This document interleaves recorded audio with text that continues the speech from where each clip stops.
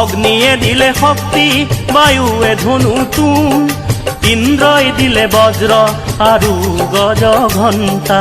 সুৰক্ষী হৈ আয়ে শিৱ কৰিলে, আকাশৰ দেৱগণে পুষ্প বৰষিলে, আকাশৰ দেৱগণে পুষ্প বৰষিলে।